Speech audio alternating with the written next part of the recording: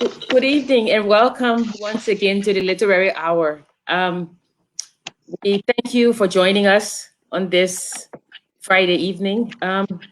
Today we will be discussing leadership in selected African novels. And here to discuss with me would be my professor, Dr. K. Moses Nagbe.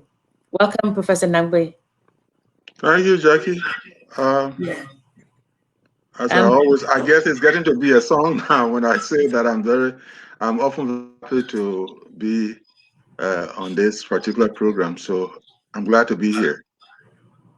Yeah, today we'll be discussing three novels, and we'll be looking at the theme of leadership. Leadership, corruption, honesty, integrity, love, agency, empowerment, failure, but all tied up with the overarching theme of leadership. The three books we'll be discussing, the first one is Liberia's second novel, Love Ebony, which was published in 1932 by Bavali Kali. The second one is one that most of us know, The Money Doubler, published in 1976 by Baiti Moore. And then we will step outside Liberia and have a novel by Nigerian Cypriot Ekwensi, and one that I'm sure we all know from our days back home, Jakwanana. And those three books will be the base of our discussion today. So we'll get into our discussion. Follow us. Feel free to ask questions, to call in, and we look forward to a fruitful discussion and deliberation. So, Prof. Nangwe, we're here. Yeah, that's true. We're here, and I hope we all get the context of what we are going to be talking about today. Jackie mentioned something about leadership, and we want to know, we have to keep in mind the facets. In other words, we want to talk about the contours of leadership. Leadership, as we all know it, basically is all about goal setting. It's all about mobilizing the specific resources to ensure the materializing of the goal or the goals. But in our context here today, we like to spend a little more time on the human facets that drive leadership. I often call those human facets, I call them assets. I call them intangible assets. We cannot see them, but of course, when they are displayed, we know them. And as Jackie mentioned earlier, you talk about leadership, you talk about honesty, you talk about sincerity, you talk about integrity, you talk about industry, and by I mean hard work. You also want to talk about being able to initiate examples. If you tell people to do certain things or you tell someone to do something, you want to make sure that when you are called upon, you can display the example. So these are some of the things we will be exploring as we look at individual works of the writers that Jackie mentioned. So let's get down to it. Do you want us to start by year of publication, or should we just jump into money? Well, let's jump in, and some of these things they often kind of filter in when we are discussing one or two things, but the core aspects, those are the ones we're looking at. In other words, we've laid the foundation with respect to what we mean by leadership, the facets of leadership, and so we probably want to go from one novel to the other, and then we can bring them all together. So we probably want to start with what is it? Love in Ebony by Charles Okay. Cooper. uh, Prof, I we don't know. Yeah. the Please go ahead. last time, if our audience is with us, the last time we talked about Baltimore's murder in the cassava patch. Murder in the cassava patch, of course, came before the money doubler. Money doubler was around the 1970s, 76, 75, 76, thereabout. Yeah. And just for one or two points of summary, this is a book about a revenue agent. I mean, in the sense we're talking about working with the Ministry of Finance.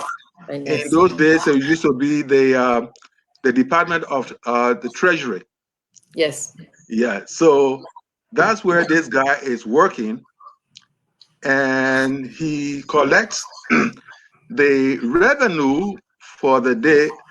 I'll even suspect that probably he's been accumulating that until weekend, maybe Friday, to take the money into the government coffers. Yes. But as the story goes, he is traveling. He has the money. He is traveling home, and on the way, he is in a taxi, and some of the presumed passengers, presumed because it is as if some of these tricksters, they send their followers out there to create stories. Yes. As a way of drawing in customers. So he is going home and he hears these people talking so gloriously about Dumbleguy, who is supposed to be what we'll call the black money guy. Yeah. Oh yeah, the money doubler. Yes, they're talking so lavishly about what mighty power he has to double money here and Double there. money. Yeah. And then so that kind of catches his eye, and he decides to go and take the money that he had been keeping. He didn't even tell his wife. No, he didn't tell his wife. He didn't tell his wife. Who is she to be told? Maybe that's one of those things again. Who is she to be told? So he's the man of the house. He's the man. He's the king of the castle. Yeah, you can say that again. He's the king of the castle. So he goes there, takes the money, and takes it to the compound of Dubligai. Yep. And that's the last he sees of him. But he wants to buy a pickup. Don't forget. No, the money's gonna double because he wants to buy a pickup. Precisely. Yes. So it's like when you are preparing to get some money, what do? You start planning all the things you are going to buy. The funny thing is that when the money comes, then of course you have other intentions, and you may not buy the things that you wanted to buy if you are not very focused, which is part of leadership as well. Because a leader is supposed to be a focused person. Set your goal, find your resources, and then get into action. Yes. So he's going to buy a pickup, which is worth at that time $350 or something like that. And he gets there, and Dubligai takes him by taxi to the cemetery, to the Gurley Street Cemetery.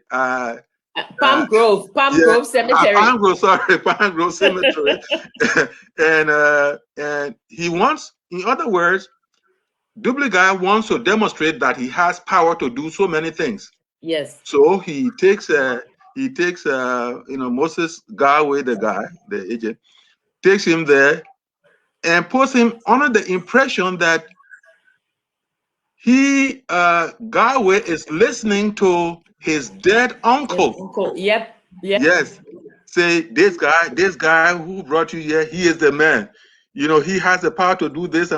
And Garway believes that he's heard his uncle and whatever plan he had been talking about, and he explained to Dubligai is the right plan. And so the whole thing is consummated, and he delivers the money. That's where his trouble begins. And the entire, for those who haven't read the book, for the entire story now is, how do I get my money back? Yes. How do I get my money? Yes. How do I get my money? Who do I mobilize to get my money? What do I mobilize to get the money?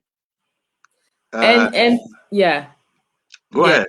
And Prof, you know, the interesting thing about Garway, if we're talking about him as a character, is that it never occurred to him to maybe take a second job, or work overtime to get the 50. You know, so this guy who you don't know, but your dad told you to give him the money. So he's going to be the one that you will give the money to double the money.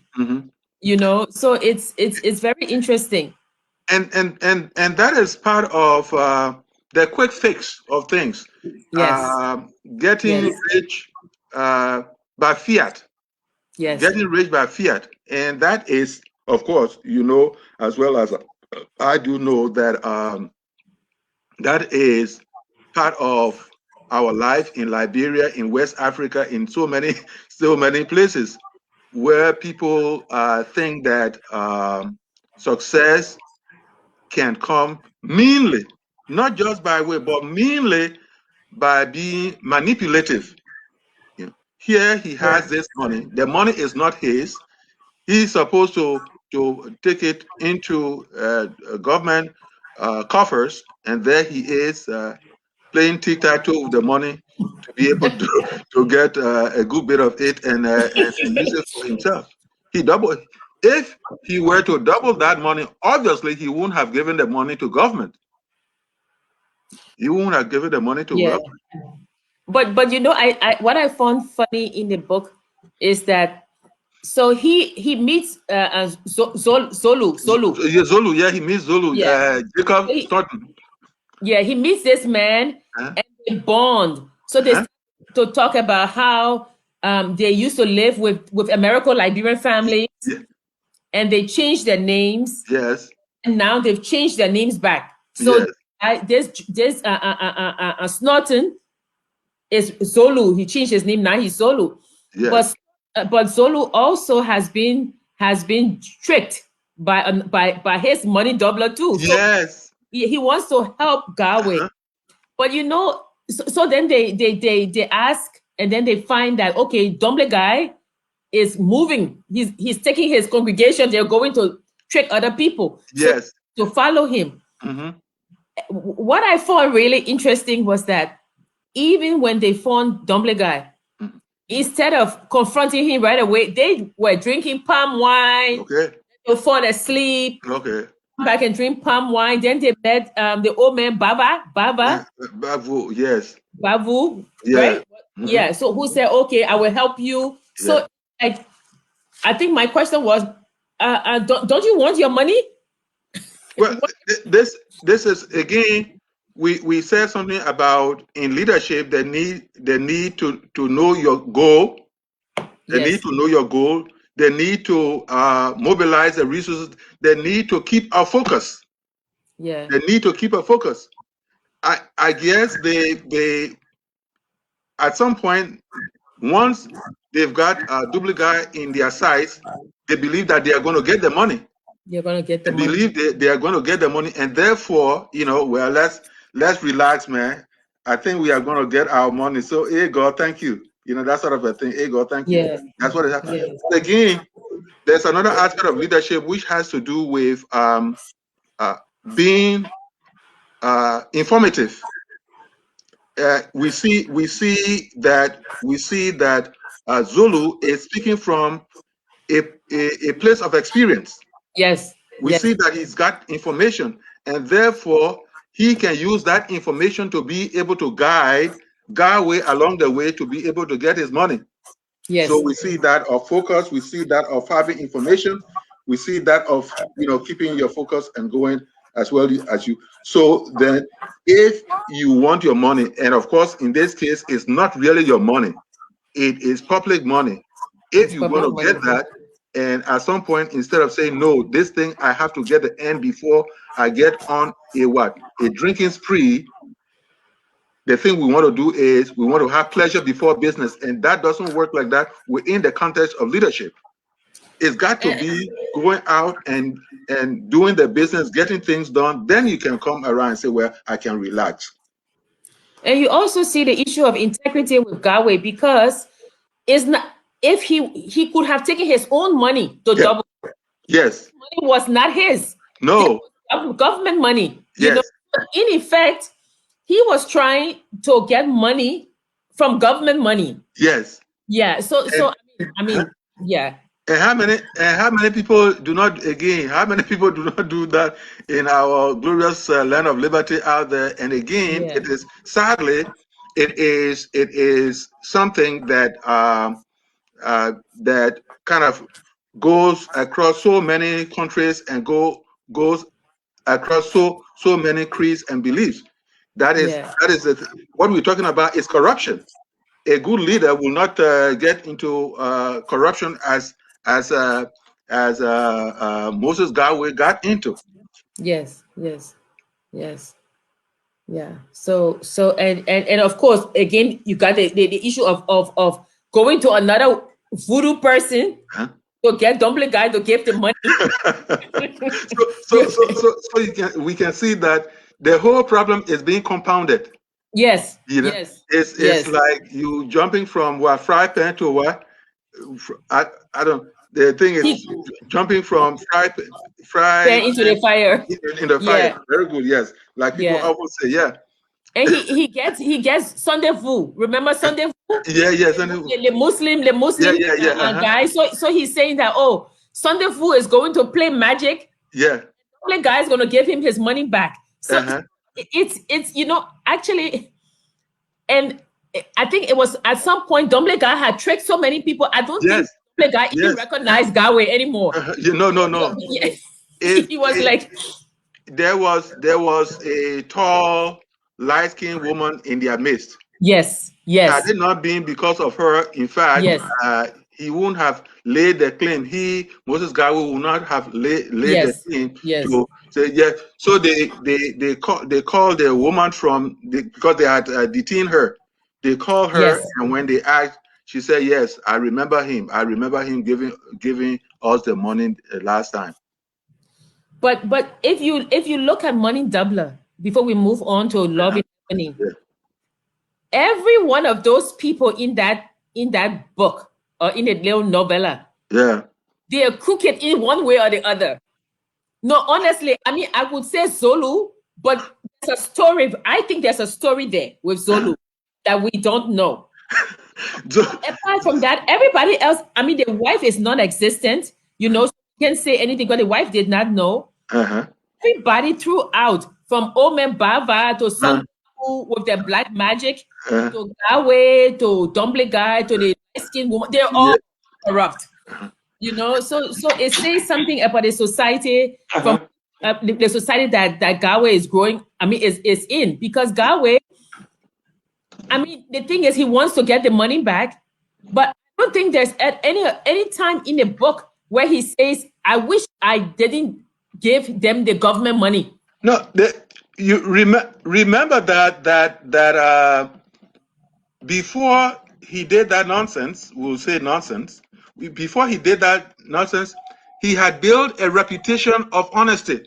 Yes. That's all the reason why when the tension was kind of rising to a point, he said, if I never get this money back, my whole name will spoil. Yes, it will damage my reputation or whatever. Which means then that, you know, people have to be very careful. People have to be very careful in the things they do. They have to think through whatever they do. Instead of thinking about the present, one has to think about the future. And as a leader, you've got to be able to be kind of futuristic as well. What I'm doing, what are going to be the consequences and what have you. And if you cannot sit down and do that much reflection, then definitely something is wrong with you. And that also comes out of the short novel we are looking at. Yes. And it also shows that, you know, that sometimes people who you think are honest, as they say, character is when nobody sees you in the dark. Yes. So Dumbledore guy is, I mean, Dumbledore Gawe is not someone. Yes. It's just that he hasn't been caught. Yes, that's right. Yes. Yes, he hasn't been caught. That's a very important point. Yes. Yeah. They say you prefer to be good until something else happens, and then of course people get to know. That's true. And in this process, before we go on, you know, in one's life, one has to be able to have, like I heard some time ago, one has to be able to have a core group to work with, a core group to interact with, a core group to serve as a soundboard. In other words, I wanted to do this thing, you know, something of that magnitude that Moses Galway was about to do. Why would he have kept silent? Why would he have kept it from other people? Or why would he have kept it from a core group that would have told him, man, this other one you want to do, don't try it. But nothing of that sort. Yes. Because actually, probably at the core of it was that I want to get this money and it would be my money. I won't have to share it with anybody. Probably that's all the reason why he kind of kept silent. He didn't divulge it to any other person. Yeah. So then, I mean, for those of you who haven't read the book, so at the end, of course, they get some of the money back, and then of course they have to pay the medicine man. Yeah. Then so by the time Gawe gets his money back, yes, it's about a penny on the dollar. Yeah, and that is all the reason why he faints. He faints. Yeah, he faints. Because he yeah. At the end of the book, he faints when he gets up and hears what it has come to. Yeah, because he knows he's not going to get his money back. No, he's not going to. It's like $200 out of 350. Yeah, that's what he gets. And then we come to the second book, which is the second Liberian novel, Love in Ebony. Mm-hmm. For me, I don't know what you think, Prof, but I think it's just an extended love story, you know, and it's simple. It's boy meets girl, boy overcomes obstacles to get girl, you know. I mean, I just don't feel the book the way I feel. Yeah. No. Final Power was really a good book. Yeah. The thing about it is that Famata is pretty. Famata is pretty, and she must now get a husband. Yes. But then again, this is about dowry, the paying of dowry. Yes. Abdullah, okay, the one who had paid her dowry when she was a kid. Little. Yeah. Abdullah is taken away, and nobody knows where Abdullah is. Yes. Nobody knows where Abdullah is. And of course, one or two travelers might have said something about spotting Abdullah this place and that place, but the parents did not know. Famata's father had died some time ago, and so again, in this case, she is taken care of by her mother Yadana and the maternal aunt. Yeah. All right, and that is where Prince Pew, this rich prince, comes in now and wants to take her hand. Of course, he's got a dubious background, a shaded background, and what have you, and that is very much important to the story. He has a shaded background. When he promises to, when he and somebody gets into a contract, he will shortchange that person and what have you. Momolu Beyi is a trader, but he has, as far as his background is concerned, he has a clean background.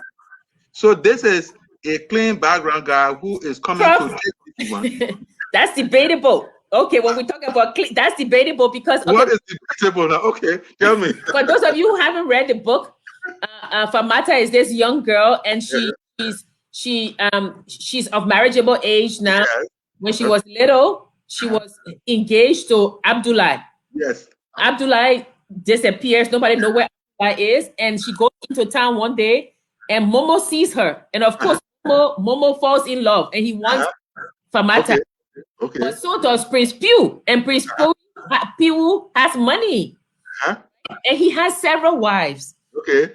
Get Prince Pew and Momo, they hate each other because Prince Pew had married Momo's girlfriend. In fact, it's not just marrying the girlfriend. This guy seduced Momo's girl. Yes. Seduced. He had gone on a trading mission when Prince Pew took advantage of the absence, and in fact, the girl hadn't even come out of the great bush. Yes. You see? Yes. So you see what is happening. Anyway, go ahead and say. No, but then the girl, and I think the girl died. Yes. You mean the first girl? The first girl. Yeah. Yes. Yes. So Famata is caught between all these between Momo and Prince Pew. Yes. Then in the background you have Abdullah. But again, it comes to integrity because when her parents or when her mother and auntie finds out about all the bad things that Prince Pew had done, yes, they want her to marry Momo, but that she has been engaged as a little girl to Abdullah. So Abdullah has to come and release his hold on her. Exactly. And then so what you say you don't I thought you would say you say, because I don't think by the standards of the world that Vafli created, we will say that Momo Momo has a fairly clean background. Otherwise, Prof, Momo goes to medicine man too. No. Momo's case is not so much of medicine, but of course you've got to understand now we are talking about rural Liberia, and you are talking about those facets of what? Empowering oneself. So he goes to Sheriff. He goes to the magician to make Famata love him. Yes, but that is the life in the place now. It's not stated where you talk about scientific things. So you've got to understand the characters within the milieu of their existence.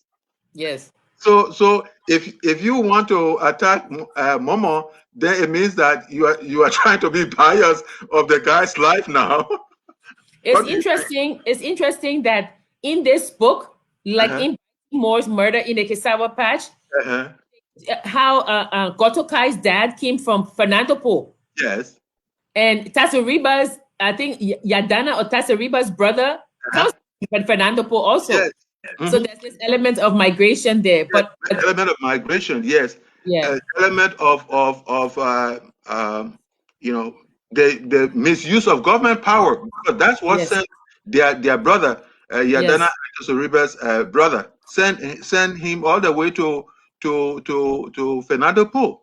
We know about the Fernando Po story, the late 1920s, the early 1930s, during CDB King's time. Yes. So you see, that's again within the context of good leadership. You will not do suppress people as the way that people did in the past and all that. So at the end, of course, they find Abdullah. Abdullah comes and he's sick. So before he dies, he releases Famata to Momo. To wed Momo. Yeah. And so Abdullah dies. And another thing in it that's very interesting is that Prince Pui dies. And okay. In fact, you can see if you follow the story of Prince Pui, he is self-reflective. Yes. He's self-reflective. As now he's going on this long trip that will mean crossing rivers that have overflowed and all that kind of thing. And then he begins. He knows within his heart of hearts that because he had not been an upright person, he knows it is a matter of time that he is going to die. Yes. So sure enough, the moment comes, and he is kind of taken away by the river that has crested. And interestingly enough, just like Jassa in Guaynapau, Yes. his friend jumps in after him. Yes, yes, his lawyer servant. His lawyer Yeah, his servant dies. Yeah. you know. So we see all these complex characters, Mhm. their own baggage Mhm. coming together in this novel. Yeah. But for me, reading Love in Ebony, I felt like, yeah, it was our second novel. It was, but it did not have for me the punch that Goina had. Mhm. Yeah, Yeah. anyway, the one of the things we have to always keep in mind when we are reading these books and all that is we have to be able to find the angle that is being emphasized. The idea that Momo would brace himself for the challenges and be able to overcome them. See, one of the things that love does, again, we're talking about passion as well, because in the context of leadership, we cannot ignore passion, Yes. except that we have to be able to reach for a very positive passion, a very constructive passion. And in that book, we see a very constructive passion. The one who really deserves, we would say, the one who really deserves the hand of Famata eventually gets Famata's hand. I Yeah. always see that within the context of uh, what belongs to you, if you work purposely towards it, you eventually get to achieve it. And of course, if you don't achieve it, at least you will tell yourself that you've worked hard. And the idea of working hard is even success in itself. The Yeah. idea that you work towards that. I think with Love in Ebony, I think that it's a good novel, but I think that Vavali Kali, because of the Fernando Po crisis, Uh-huh. things like that, he wanted to pull in that Fernando Po crisis. He wanted to pull in what was happening in Liberia at the time, Uh-huh. because Tazuriba's brother, Uh-huh. could have come from anywhere. Uh-huh. So he could have said, "Oh, I was in Monrovia, Uh-huh. I was in Banga." Uh-huh. But brings in Fernando Po because the author is aware of what's happening, of the problem, because he's writing it during that time. Yes. Oh yeah, so during that time he's writing it. In Money Doubler, this was in the 1970s, Mhm. So he's also, remember, because the coup happened 1980, Mhm. right?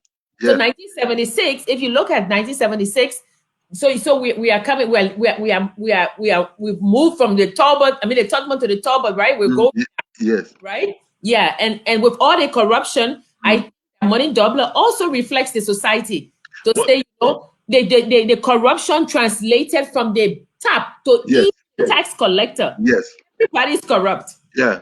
in their own way. That, Yeah. and that is very much important, what you mentioned. That's part of what they write. You see, literature is shadowed by history. Yes. Literature is shadowed by history. While history is concerned with the actualities, literature is concerned with the aspirations, uh, the dreams, Yes. the emotive part of it. And so when those two come together, then at least you can get a cultural branding of the society, cultural branding of the society. And so that is what you see within the context of what Baltimore does in Money Doubler and what Vafli Kali does in Love in Ebony. You are also going to find out that if you read Love in Ebony, you will even get a sense, if you are interested in the system of transportation, you are going to get a sense of how people used to travel those days. Yes. Traveling Yes. by Kinu. canoe, Yeah. traveling in the hammock, all Yes. those things. That is another thing, life of our people at the time that they spoke about, Vafli wrote about, and some of those places there. the mode of transportation still continues that way. Yeah. And now we come to the third novel, which is a love story and a corrupt story. And we've discussed these first, I mean, these two. Now we come to the third, which brings them together. Yeah. One book that when I was in Liberia, people were kind of like hiding it to read because according to people, this was a salacious novel, a novel about prostitution. Jakwa Nana. So we come down to Ekwensi's Jakwa Nana. And I am prepared, Prof, to discuss and to defend and to Jakwa Nana. Jakwa doesn't need any He doesn't need. Go ahead.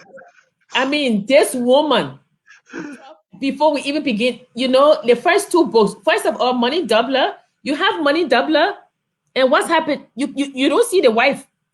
The women, if you notice, the women in Money Doubler are silent or absent. Yeah. The wife doesn't know, and that's all we hear about the wife. The next person we know about is this light-skinned woman who is the trickster. Yeah, an aide to the trickster. An aide, yeah, she's the one that greases. Then we come to Love in Ebony. So we have Famata. Famata is not as strong as Guaina. Guaina is strong. Famata is not as strong as Guaina. Famata's auntie and mother. They are strong, yes.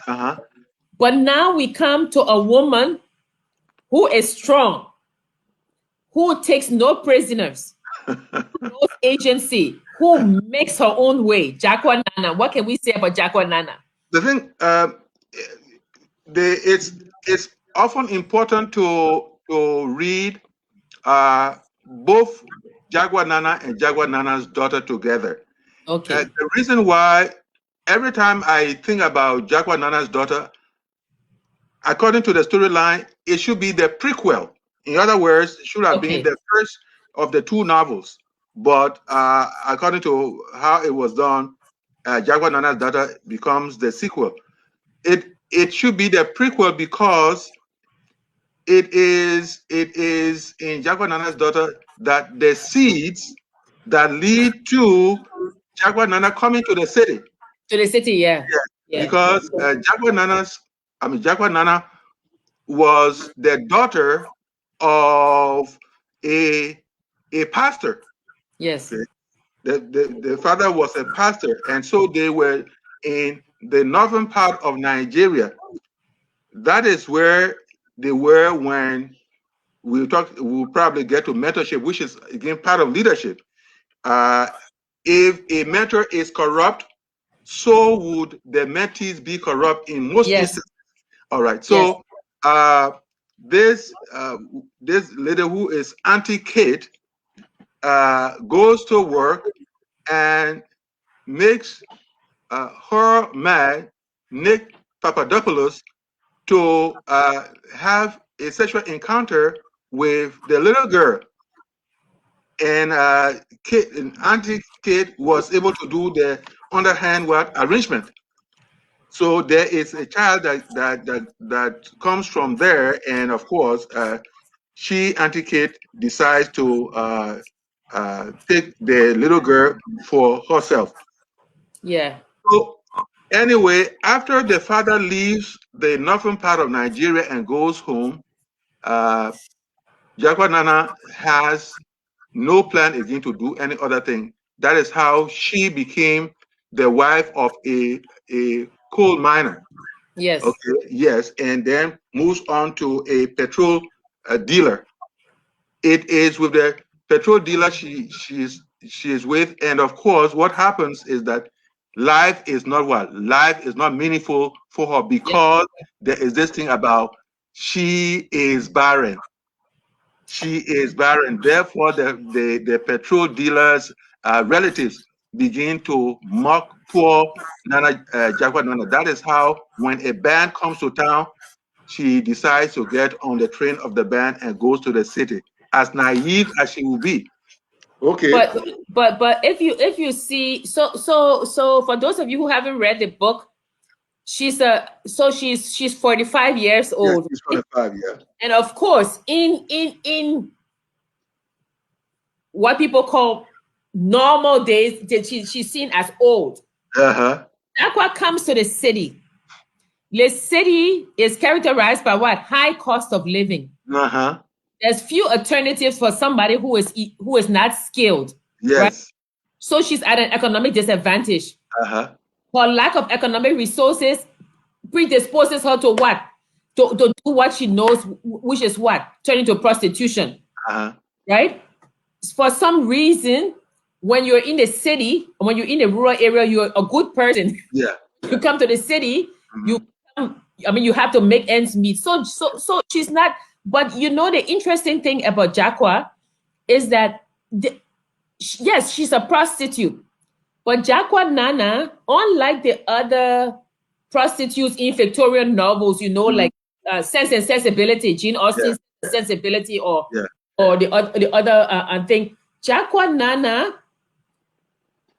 I mean, she's a professional prostitute, but whereas the other women are struggling to survive, there's a difference between this depiction of prostitution in Victorian novels and African prostitutes for Cyprian Equency. What it's like, they are empowered. You know, Jacqua Nana, she can decide who to sleep with. She can, yeah. Yeah, go ahead, sir. No, I'm saying, you know, she empower herself. She talks to the other prostitutes. She even protects them. So she is this mother figure to some of them. She's this person who uses men. Dennis, you remember Dennis Odamo? Is that his name? Dennis Odamo. She meets Dennis, and she likes Dennis. But one thing is that Dennis is turning into a gang. He's turning into evil, and she's even telling him, "You need to do something honest. You need to do work. You can't do this, you know." But then Jacqua meets Freddie. She's 45. Freddie is 25. And this woman, who is a professional prostitute, falls head over heels in love with this young boy. So what can we say about Jacqua and Freddie? The thing about it is, one important reading of Jacqua is feminism. Yes. The idea that she has her body and decides whatever she wants to do with it, and whoever she decides is not an imposition. Yes. So we can read it within that context. Again, it is one pastor used to throw in a word. He said, "It's important to know your position and own it." It's important to know your position and own it. Yeah, and this Jacqua is a willing prostitute. That's the thing. I mean, you know, it's hard to figure her out, because I think in the 1960s, all the depiction of women, you know, in African novels was your mother, who is this holy person, or your relatives who are very chaste and pure. And then you have the bad girl who is shunned from the town. And she goes away in shame. But you have Jacqua in 1961, Jacqua named after the car, the Jacqua car. British. Jacqua, she does not show any sense of shame. She's not remorseful. She's like, this is what I want. This is how I'm going to get it, and I'm going to go for it. So in those days, it was quite interesting that you had this older woman who should know better and probably now be looking after her grandchildren. And she's partying in the Tropicana, sleeping with men, and she's keeping a boyfriend because, I mean, she's paying for Freddie. Now, but you have to everything to a large extent is a matter of interest. Everything to a large extent is a matter of interest. Freddie Nami comes into her life. She is many times thinking about her old age. Yes. When she will not be strong enough to do anything, and therefore, while she is trying to put food on the table with whatever, she is thinking about her future. And yet, Freddie Nami is also thinking about his future, but in a different context. He is academically ambitious. Yes. He wants to train as a lawyer, and then, of course, in time to come, of course, he is a classroom teacher. So it's possible that he wasn't bringing anything much in. And but so he wants to go to England. He wants to go to England. Yeah, he wants to go to England to study law. Yes. And Jaqua is the one that helps him because she gets his passport. But not so fast though. Not so fast, because you remember when she begins to misbehave, Freddie falls in love with one of Jaguar's friend, Nancy. friend's daughter. Nancy. Yeah. Yes, Nancy. Oh, all right. And so one time Jaguar Nana goes out and passes the night. When she comes back and somehow meets Nancy in their room with Freddie, force breaks out and she destroys his passport. Yeah. A few other things she had put together. But okay, so but Freddie is smart. So Freddie is able to get a scholarship and he goes to England. Mm-hmm. When Freddie comes back, right? Mm-hmm. That's why Freddie is in England. Jaqua goes back home. I'm always puzzled by the fact that her father was a pastor and she was a prostitute. Yeah, what are you talking about? What are you talking about, Jackie? Don't we have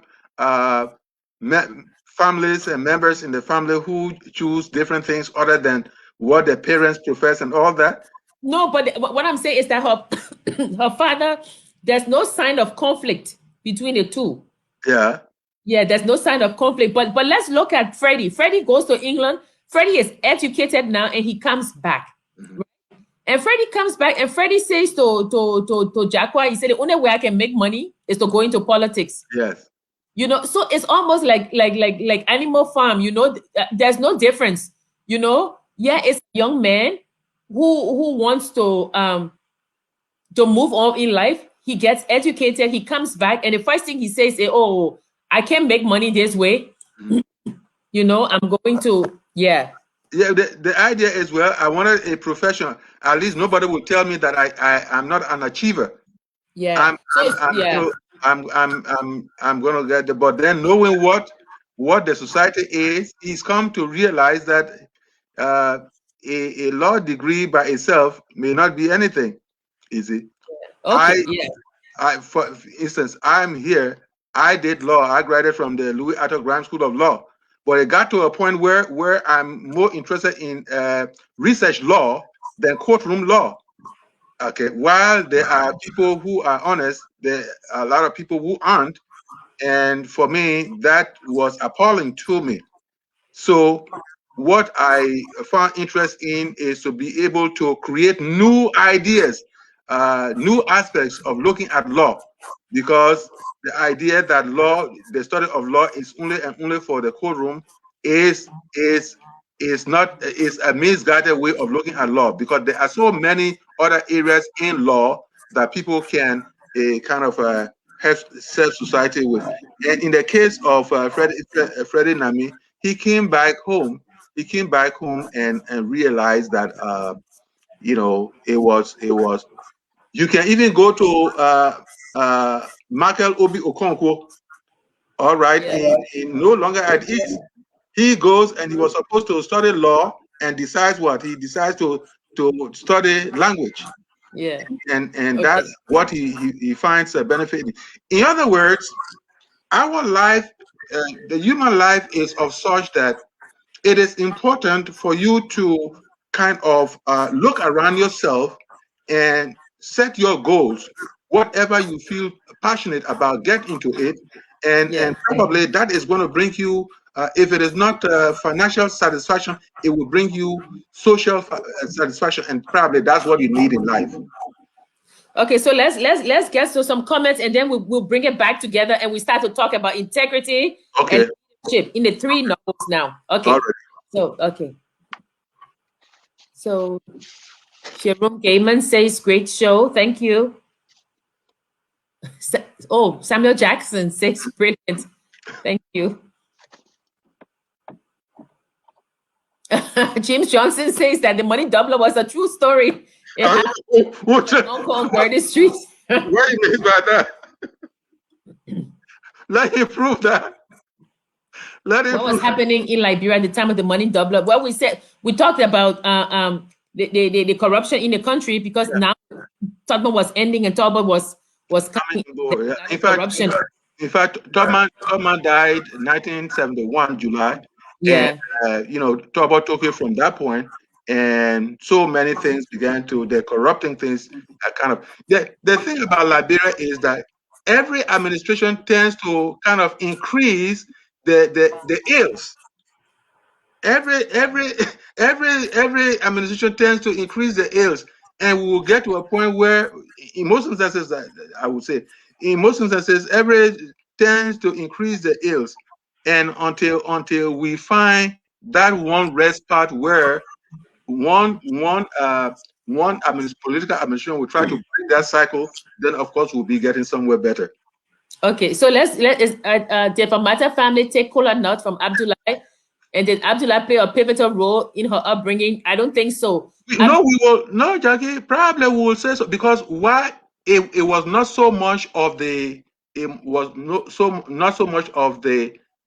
dowry he paid. It's possible that he had meant so much in the early life. Otherwise, the parents would not be waiting for him.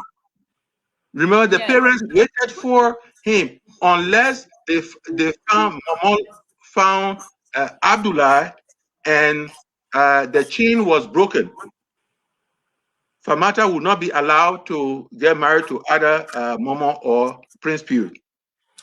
There was a novel written during the Tubman era. I don't remember the name of it now, but it was supposedly banned in the country at the time because it was a parody of the lifestyles of many of the nation's elites at the time. That's going to lie. Yes. Okay. Yes. Yes, Sam. It's called. Yes, Sam. We will discuss that. It's called A Mystic Reformation of Gondola. Yes. It was a protest novel. Procurement officer at my job in Liberia took companies' money to money doubler and got scammed.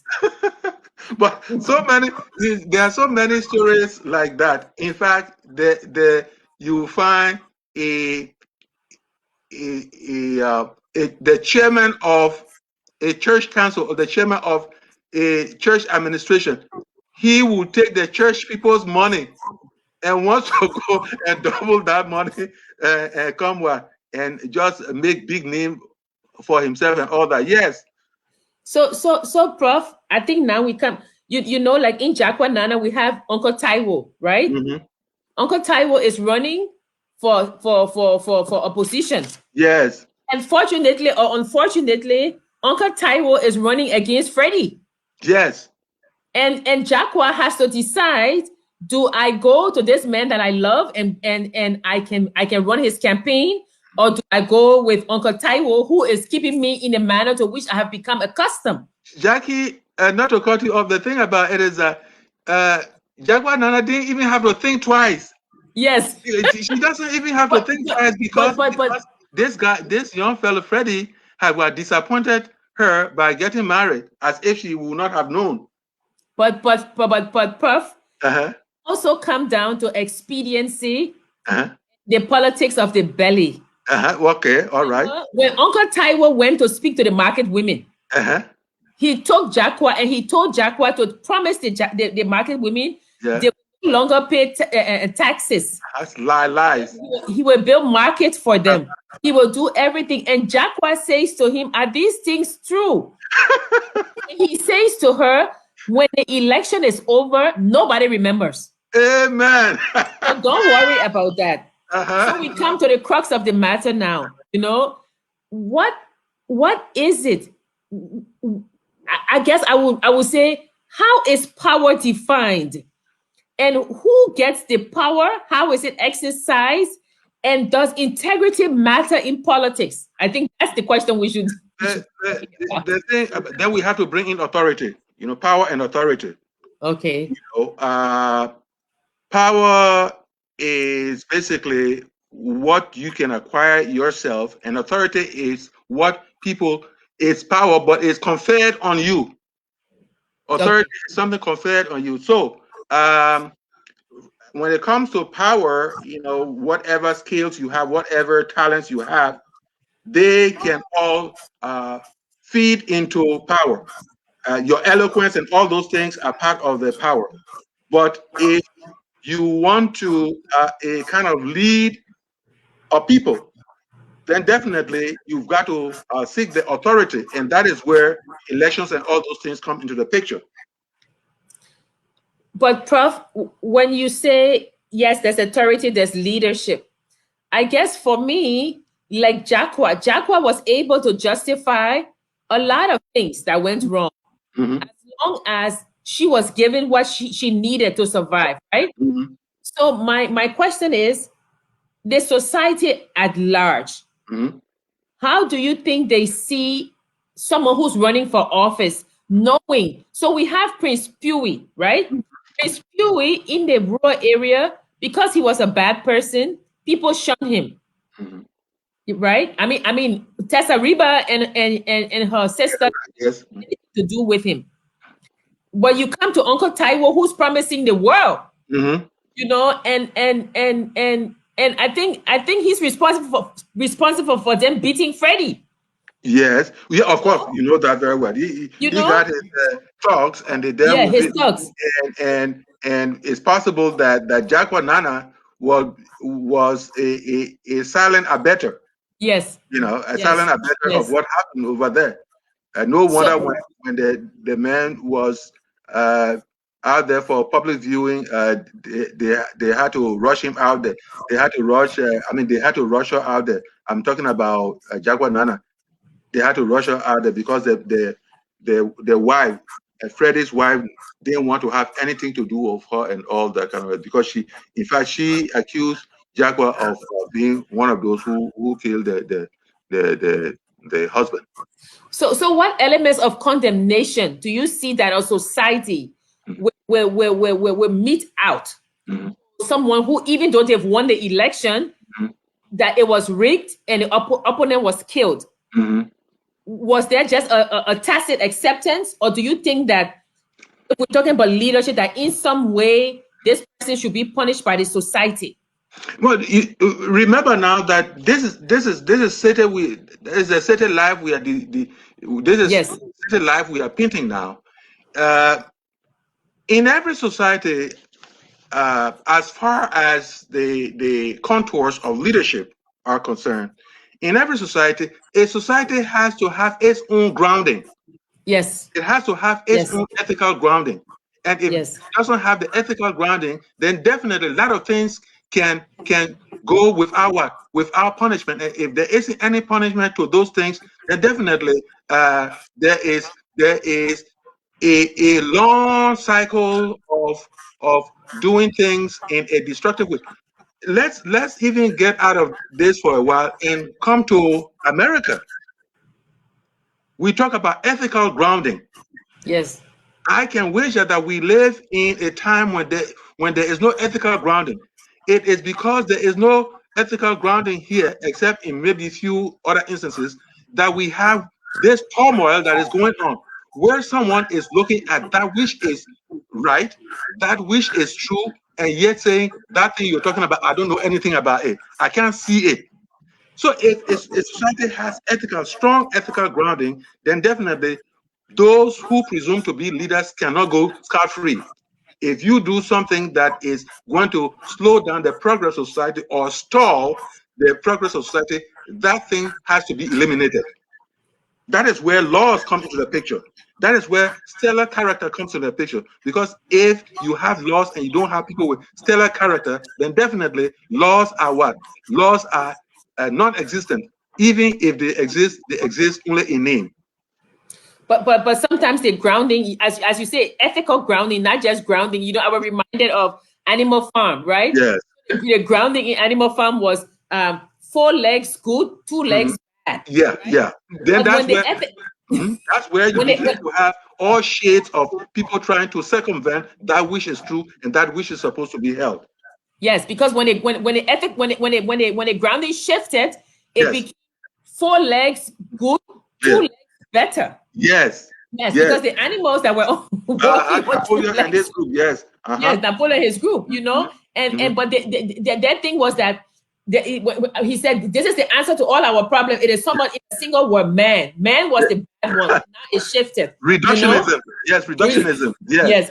Yes. So If we kill this person, then everything will be all right. But it's will be not so. okay. Life is Yes. complex more than that. So I guess if we're taking it outside from literature to our society, Yeah. what is the ethical grounding that we have in Liberia that will make us to mete out this punishment on someone who has gone away from this ethical grounding? Do we have an ethical grounding? Sadly, that's what I was saying, Jackie. The thing, what are the pillars of the ethical grounding? We have religion. We have religion. Yeah. We have laws, and we have the legal system. Yes. And with this Trump thing in America, I found another part of it, which is what the conglomerate of business system, the conglomerate of businesses. In other words, many of these businesses, they support the politicians. But if they decide to withhold their support, then of course the politicians who will not want to listen to anybody will be forced to listen, because they know very well that if they do not behave well, they will not get the support from the business sector of society. So it is the judicial system, it is the religious sector, and it is, those three are very much important. But If Prof, there's a tragedy there. If businesses are going to be the gatekeepers for democracy, it cannot be. Big businesses should not be the gatekeepers for to determine what is good. Because if you look at businesses, it's like having an NGO. You have a business that's cutting the trees down, and then this same business or a business that cuts the trees down will donate money to the NGO, and the NGO will be telling the country about conservation, but it's just a fraud, because it's a facade, because no, they are I was benefiting. saying, Jackie, what I was saying, Jackie, is that the business sector I'm talking about, actually what you are saying is true, that if you have the business sector that is interested only in profit, then it will not so easily. But I'm saying that that is why in all these things, strong, beautiful, constructive character is very much important. It is a stellar character that made Joe Biden's election, that helped to sustain the victory of Joe Biden. If you had all over corrupt people, it would never have happened. So we cannot put it in the pocket of the business sector. What I was saying, as far as the firmness is concerned, I said religion, because religion speaks to moral character, right? Isn't that true? Religion, Yes. are you there? Yeah, Okay. I'm here. And then if you do not want to behave, the judicial system comes into the picture.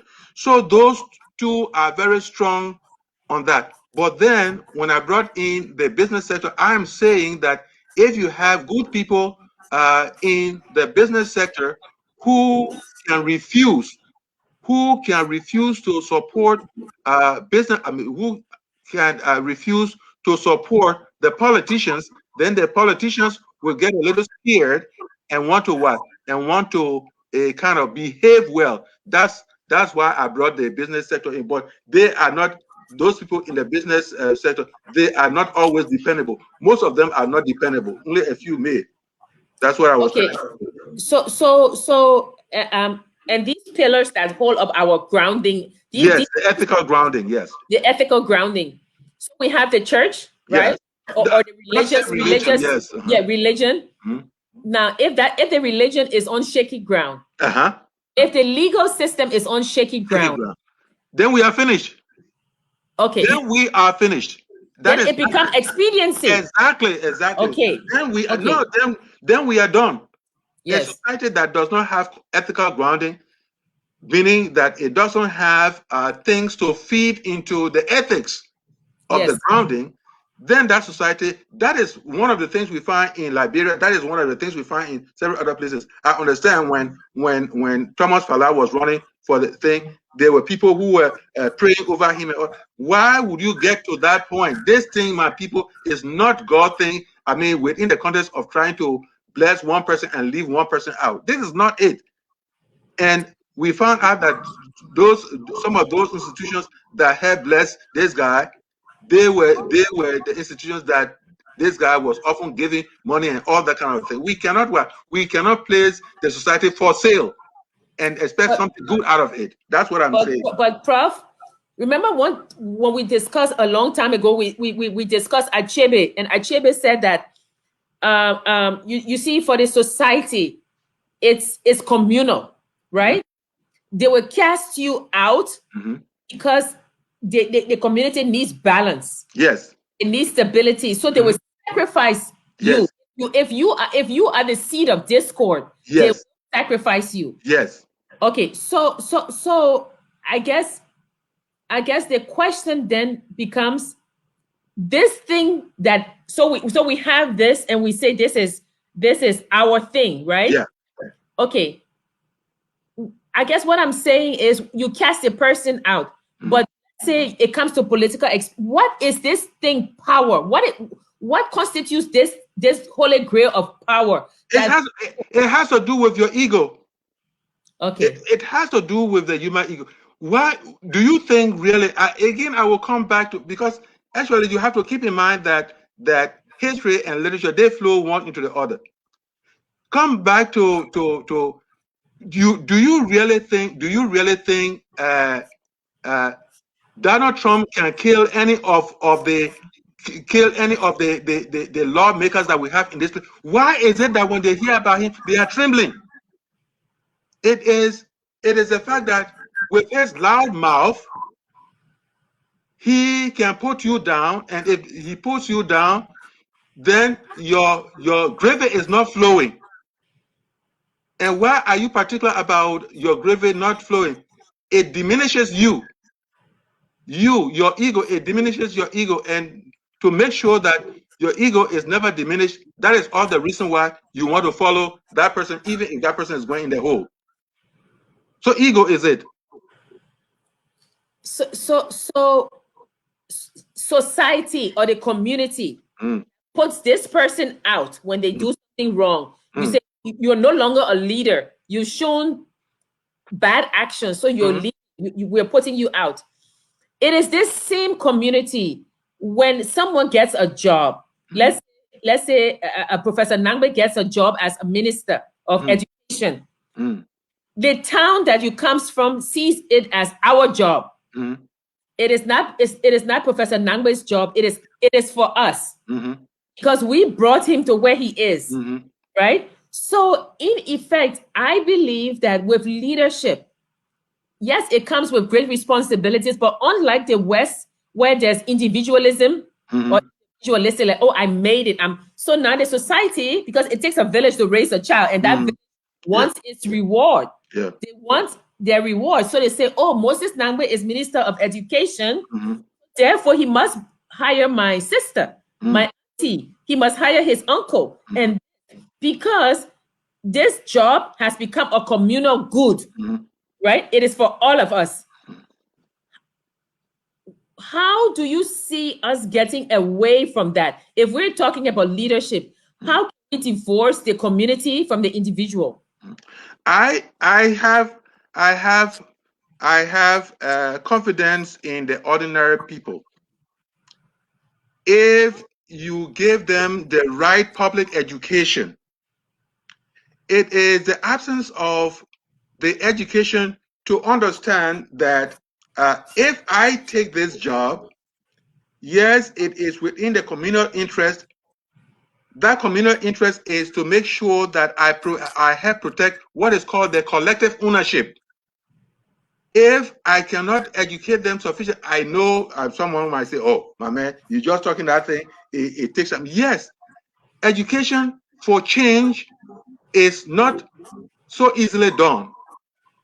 The changing of human character is not easy. It is an ongoing thing. There has to be. That's where the media comes into the picture. There has to be a way of planting the seed of education so that people will understand that whatever thing you decide to do or you are given to do is done within the context of public interest.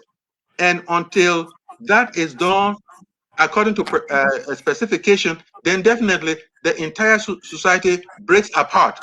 So what makes up collective ownership helps also to create ethical grounding. And within the context of strong ethical grounding, a society can make good progress, significant progress, as opposed to be drawn back. So it's got to be education. It's got to be the media, the schools, and all those places there. And as I said, it is not a one-shot thing. It is not a one-shot thing. But it's not a one-shot thing. But like we discussed, the pillars must work. Yeah. We said the pillars must work. That is aspirational. You see, that is aspirational. There's got to be people committed to ensure that it's got to work. Okay. If I am sick, yes, I've got to be well. But if they have medication around and I'm not taking the medication, I cannot get well. You see? So it is a difference there. So if somebody like Freddie, let's say somebody who goes abroad and comes back to Liberia, is made a minister or get a very high job. Right? Freddie said there was no money in there. Turn to politics. Okay. So how do you see this new group of, I would not say elite, I would say this new group of newly educated people with coming back to the country and deciding to not do the communal good, which is work, but do the individual good, which is look for a job that's higher up and higher up. Selfishness. So selfishness. Okay. And how would the church be, because the church has been so compromised now. The church and the mosque, just let's say religion. Religious, yeah, sorry. Yes, so you know, because I always say, you know, and we've discussed this, that when walking, yes, people say the war kill a lot of people, or also kill our cultural values, our norms, our way of acting, right? And what we are doing is we are trying to rebuild, right? But Prof, just like you have Jakwanana, you had Dennis Odamo, you have you have Freddie Yami, Nancy, Rosa. These characters make up the body politic, right? So we have these people in Liberia. We have, you know, people like them. One person would not be able to uphold the common good.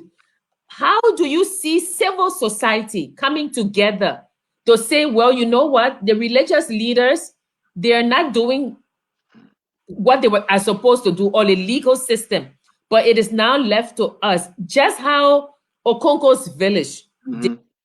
How do we come together as a people to rebuild this grounding, as you put it? Yeah, the thing, it is. Remember, we were talking about when we look at literature as a transformative agent some time ago. The whole question was, we have to go evangelical.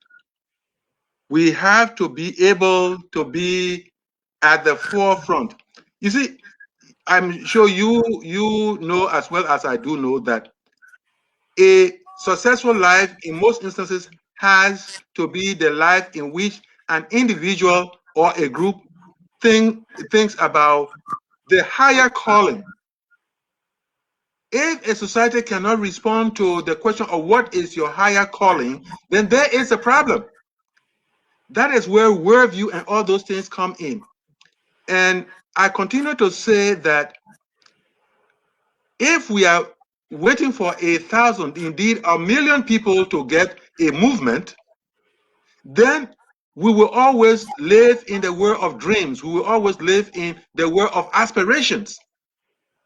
There's got to be a core group that starts the ball rolling and find a level of commitment. Again, we talk about leadership, we talk about commitment, we talk about focus and all those things. They are very much the facets of leadership. Unless we find those things and are committed to them, then we will not get anywhere. That's how I see it. And it doesn't have to be a humongous group. It's got to be a small group doing small things, eventually doing them with what intentionality.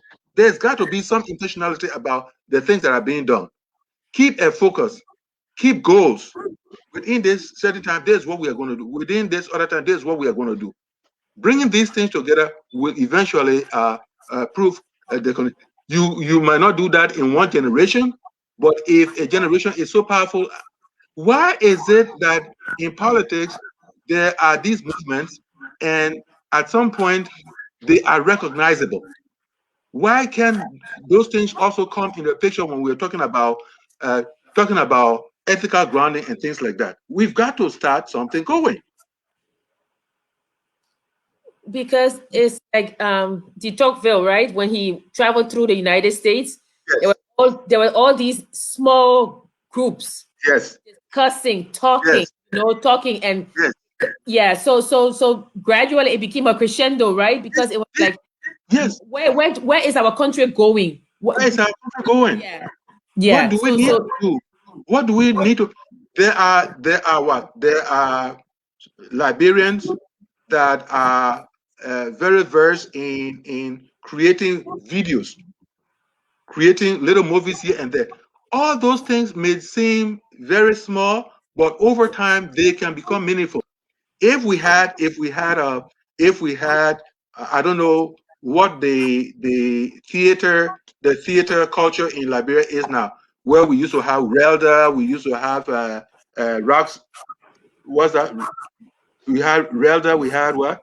Roxy Cinema. Roxy Cinema, Gabriel Cinema.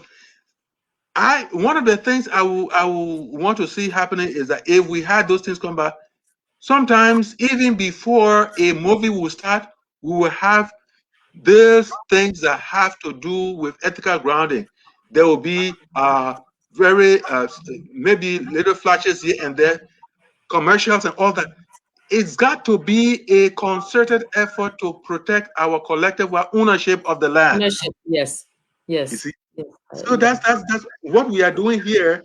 We would think that it is something small, but what we are doing here over time, who knows what it will just flow into, and then we'll get to a point where these videos can be sent to some schools or whatever it is, and it all calls for, again, we take it from science, the thing about the spreading of a disease. In this case, it will be a positive disease, a healing disease. If I'm going to use an oxymoron, a healing disease, it's got to be that way. And I think that when people are running for positions of power, especially higher ups, I think that before they even say, "Oh, I want to run," they should be able to sit down within and have a conversation with themselves. Why is it I want to run? What are my goals? What would I like to achieve? Because when you achieve it, yeah. Let me use Liberian thing on you. Poa. The thing, you remind me of a guy who was running, and this is a true story. He was running, and a friend of mine asked me to go and listen to what he had to say.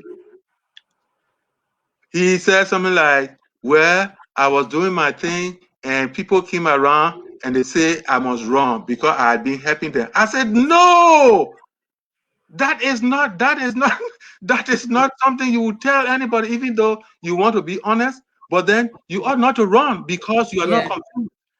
You don't have the confidence of running on your own. In other words, You must be able to say something like, well, without this job of being a president or whatever, I had resources and this is all that I did here and there. I believe that if I have a stronger platform, I can do a little more because of the resources I would have gotten at that time. You can say that.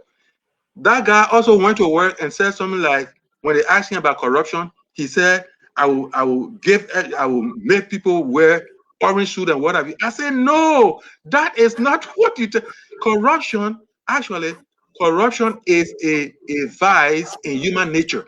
Just like you talk about anger, you talk about greed, corruption is there. All people can always think about is that corruption can be minimized, corruption can be managed. But anybody who tells you that I will eradicate corruption, that person is a big liar. And ordinarily, that's what people want to hear. I will eradicate corruption. How many people have not promised about corruption? What it even in developed countries. So the idea is that people have to be able, again, I talked about having a core team that will serve as your sounding board. So anyone who has a strong worldview is self-reflective. But so many people, they don't have a strong worldview, and therefore what they talk about, they will never get to a point of considering why they want to run for an office and that sort of thing. They will want to say, well, everybody putting hands in their coffer, so I want to go and put my hand there too. That's what it is, and that is part of why we are really kind of dragging in that place called the Republic of Liberia. Yeah, and you know, Prof, another thing that will do ethical grounding is tradition, right? Because we've been talking about it a lot, and I said that, you know, people think that tradition is wearing grass skirts and dancing for tourists. Tradition is a living, breathing element. Yes, that's right. Set of values and all that. Yes. When the president was speaking the other day, remember, the executive horn, they were blowing the executive horn, and some of the comments were like, oh, why are they blowing the fufuzela, the fufuzela? So I wrote and I said, look, that's the executive horn. That's the horn of honor. And that horn was exactly when Jerry Rawlings when they were burying Jerry Rawlings. Or say the Asantehene. Yes. As Asantehene came, there was these horn blowers walking, walking in front. Honor, yes. Yeah. You know, and I always say to the people, I say, look, if you want to look at democracy, look at the Ashantis. The golden stool is a stool that they claim came from heaven. Nobody sits on that stool. That stool goes in front of the Asantehene. Yes. And that is the symbol of the Ashanti tribe. Yes. Soul is in that stool. So nobody sits on that stool. If you remember history, the Ashantis never went to war with the British until the British took the golden stool. Then they went to war. There has to be something that symbolizes you. Us. That is your representation. And over it, you are even prepared to die. Yes. What is it that what is it in our country that we are able to say we will protect at all costs? You know, I mean, and that's why I said the danger is people are relating to their tribe and not to the nation. Don't you can say, yes, I'm Lofa, but I'm a Liberian. When the tribe becomes the overarching identity, then there's a problem. The national identity should be the overarching identity, and all the other ones comes, subordinate. And that's what we need to do. We need to build a national identity, a national unity. Our musicians can do it. They can make songs instead of, I mean, love songs are fine, but they need to make songs about our country. You know, we need to be able to say, this is the pillar that has grounded us, and we will hold our leaders accountable because they threaten this ethical grounding. You know, when they threaten the ethical grounding, then there's a problem there. You know, no, you are right. You know, that is the problem with diversity, and sadly, within the context of diversity, the one group that for some reason becomes the head tries as much as possible to determine. Keshone, is it Keshone, right? Keshone did. Keshone did an article on that. You know, expressing that frustration about Liberians strive to establish a national identity. But of course, it will begin with simple things. For instance, who doesn't remember something about the pepper bird? Bird, all right. Who doesn't remember something about palm tree? Palm tree. A lot of us can relate to palm tree. A lot of us can relate to the pepper bird. So gradually, we can create this construct of unanimity. In a sense, we can create the construct of the collective ownership, so that it is not either Kwa or Mel or Mande or the Atlantic group. Whatever it is, again, it falls in our path. That is where annual cultural conferences, those things will come out. I think we did something with the national commentary as far as the place where our education should go, the path our education should follow. But if we have cultural conferences and really determine what we want as a nation, then definitely a lot of these things will fall into place. But again, it's got to begin with one step where people can postulate. People can decide, well, this is what we are talking about, and this is where we can go with that. Yeah, so we unfortunately we've come to the end of another discussion. Thank you so much for joining us and for coming with us on this journey. Last week we discussed Baiti More Murder in Cassava Patch and Guayna Paul. This evening we discussed Love in Ebony, The Money Nabla, and Jakwa Nana. Yes. We will be discussing other books next week, and we might be discussing the Mystic Reformation of Gondolai and its fruit. We don't know yet. We will let you know. But as Prof. Nagbe said, little by little, we will get our footing. We will straighten ourselves through culture, through tradition, through education. We will straighten ourselves, and we will get there. We will get there. Yeah, we will get there. Sometimes we fall down, but we will get there. Yes. Thank you for joining us again, and you have a nice Saturday, a nice weekend, and we will see you next week. Thank you. And don't forget, we're all Liberians. Yes. Okay. We are Liberians.